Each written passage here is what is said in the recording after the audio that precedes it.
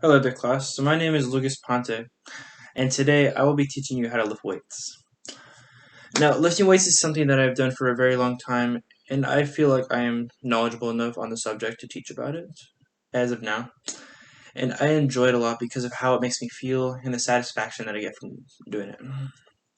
Now, I get a satisfaction from doing it because it helps me achieve my goals. Let's say gaining muscle, losing fat, gaining strength, and also I find it fun to do. I find it as a hobby, which is a little interesting because it's normally seen as work rather than a hobby since it's called working out. But and you are challenging your body by doing it. But I tend to enjoy it, and so I appreciate that I enjoy it because then I don't have to push myself to go out and do it as much. I just go out because I like doing it, really. So that helps. And yeah, let's get started. So the first thing that I will be doing is showing you how to warm up. And warming up is very important when you weightlift because if you don't warm up, you are at a very high risk for injury. And also because if you warm up, your muscles will be cool and they won't be as strong as if they're warm.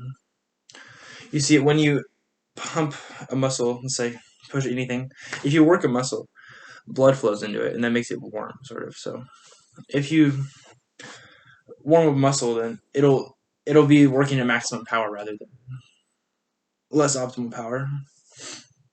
A third reason why warming up is good because it increases your range of motion, which allows you to work the muscle more effectively. And so, let's say if you want to warm up, you would use a lighter weight than what you would actually work out with normally. So let's say you were going to do a bench press with maybe 225 pounds. You would warm up with, let's say, 45 pounds instead. Now, when you warm up, you want to go, let's say, so you start with 45 and you keep going up until you reach the 225. You don't just do the 45 and then go straight to 225 because it is a lot of weight and it can be dangerous to your body. This is because if you work on cold muscles, they are more likely to be injured because they're not really primed for the load that they're going to push out. Obviously, in life or death situations, you don't have time to warm up, so you will have to risk that. Obviously, so you need to push a big rock off you in an earthquake. I mean, that's different. But if you're working out, you want to be safe because you have the ability to be safe. So, yeah, warming up, you start with a lightweight, like 45 pounds, go up to 35, 185, 255, and then you're good. You get there. So, warming up, my theme sort of time consuming, but trust me, do not skip warming up. It is very important. Okay, so the first exercise that I will show you is called the squat. Now, you've probably heard of the squat. It is an exercise that is primarily a leg exercise, especially for the quads and the glutes. The quadricep muscles are here in the front of the top part of your thigh, and your glutes are just your butt muscles. There are more complex terms for the muscles, but for now we'll just go with quadriceps and glutes because those are the muscle groups, I would say. Now, the quadriceps are a pushing muscle, so if you push your leg forward, let's say, like if you're kicking, or if you're basically your quadriceps are the pushing muscles of the legs, while the hamstrings are the pulling muscles of the legs. The hamstrings are on the back of your thigh right here. And so with the squat, I'll show you what a squat is. You just squat down and go right back up. You just kind of push yourself up with your legs. Here, I'll just put the camera over there. Yeah, you just gonna go down. You come back up. Easy. And yes, this is a compound exercise, which means that it works more than one muscle. It works a few muscles in a group. The squat works multiple muscle groups as well. It works the quad muscle group, it works the glutes muscles group, and it actually also works your upper back because when you're using a bar, you kind of flex your upper back into it to let the bar you use your back as sort of a rack for the bar. It kind of rests on your back. If you just had it like this, then your bar wouldn't stay on your back, it would just fall down. So that's why. But yeah, most of the time squats are done with a barbell, but they can also be done with dumbbells, which I have right here. And so if you're doing dumbbell squats, you just kind of hold them out in front of you or anywhere. Really doesn't matter. But yeah, start with warming up with your body weight just a little bit. Do a demonstration here. Kind of just go down, go back up, go down, go back up, down, back up. Easy enough. And now I will show you some proper technique that you can use. First of all, when you squat, you want your toes to be pointing sort of outward, like that, rather than pointing straight forward. It's not good on your knees if you point straight forward. So you want it to point slightly outward. Not too much, maybe about a 110-degree angle, since if you're talking about straight being a 90-degree angle, is about 110 degrees. 120 maybe. And so once you do that, you just go down and make sure your knees are going along with your toes. And you go down, and you go back up. Also make sure your back is completely straight when you're going down. You don't bend your back or anything like that, because then you will probably hurt your lower back, and we don't want that. That's not a good injury to have. Now, using all these techniques for the squat, you'll be able to develop good leg muscles, good back muscles, and overall good conditioning.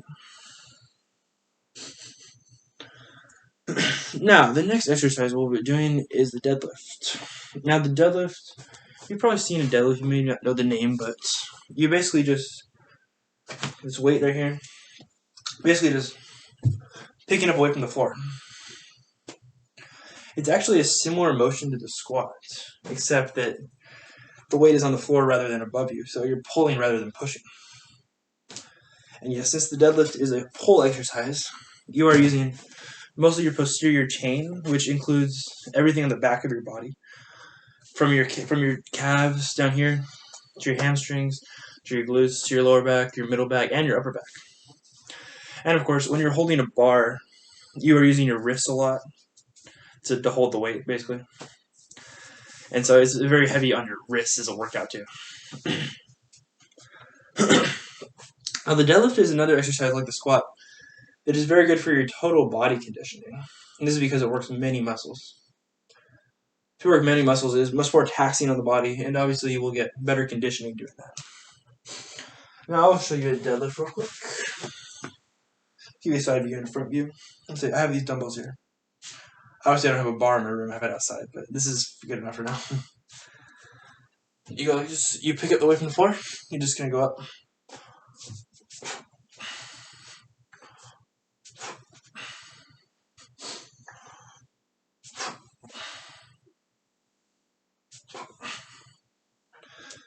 And so I'm going fast because these are really light dumbbells, but you could use these dumbbells as a good warm-up.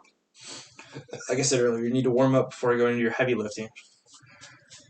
And so for the deadlift, you want to make sure you have a straight back. Make sure it's straight the whole time. Don't bend it, go back or anything. That's very unhealthy for the lower back.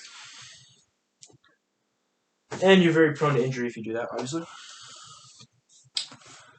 So yeah, for the deadlift, it's pretty simple. I mean, as long as you keep a straight back, pretty much good. You just pick up the weight from the floor.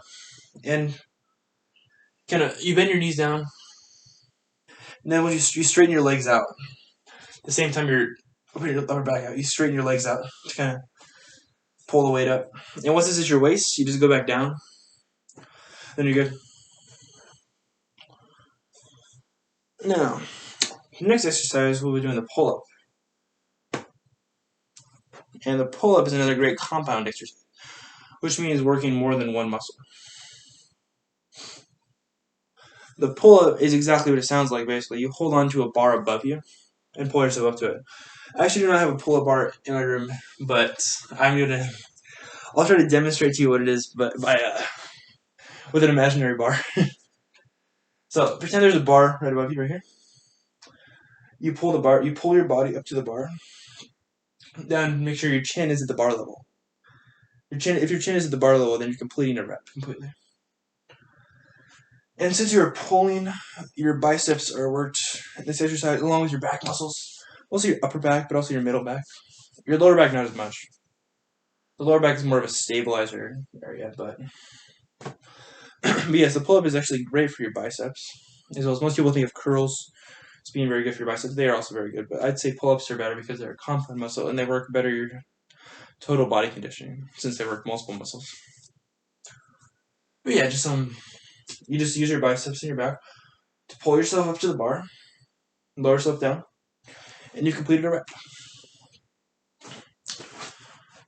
Now, the next exercise that I'll be going over is the military press. Military press, I'm guessing they call it that because they use it a lot in the military. I'm not sure exactly what their origin comes from. But you also call it the shoulder press and the overhead press. Overhead press is probably the best name for it because it makes more sense. So you can see, I'll do it with these dumbbells right here.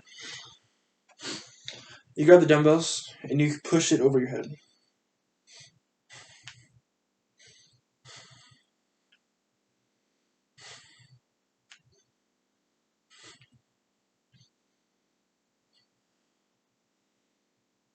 And that is the overhead press.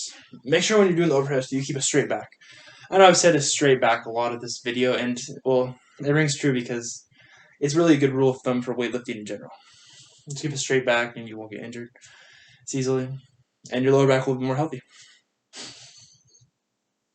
And trust me, you don't want to get injured. It can be a long healing process, and it keeps you away from weightlifting for a while. But yeah, for the shoulder press, you're using your shoulders, obviously, because it's called shoulder press. You're also using your triceps, which are on the back of your arm here. And you're using your chest as well. Mostly your upper chest, because you're pushing up rather than pushing this way. So this would work more over your lower middle chest areas. But yes, the shoulder press is a great developer for the push muscles of the upper body. They're actually, I might have touched on it earlier, but I'll touch on it again. There are pull muscles and push muscles in the body. The pull muscles, like the biceps and the back muscles, they pull things. And the push muscles, like the triceps and the shoulders and the chest, they push things. So those are different types of muscles in the body that you can work. And the same thing with the legs. The quadriceps will push, while the hamstrings will pull. Different parts of the glutes will do different things, so that's a little more complicated. I won't get into that right now. But yeah, the military press is another great compound exercise for your push muscles in the upper body. Now, these 4 exercises, you pretty much hit the whole body. Now, I would recommend doing more exercises, but with these, it's a great foundation for your weightlifting program. The squats will work the push muscles of the lower body. The deadlifts works the pull muscles of the lower body. The pull-up works the pull muscles of the upper body. And the military press works the push muscles of the upper body. You can always substitute bench press for military press, or just do both. I do both. Anyways, that will pretty much, one second, let me fix this. That will pretty much conclude our video for today, and I hope I've inspired you to get into weightlifting. It's actually, it's a great thing. I mean, it's great to be in condition in your life. You won't get tired as easily. You'll look more healthy. You'll look more attractive, obviously. I mean, I'm sure you want that. I mean, it's healthy for your body. So if you enjoy it, do it. If you have goals, do it. And you'll be good. Thank you for watching.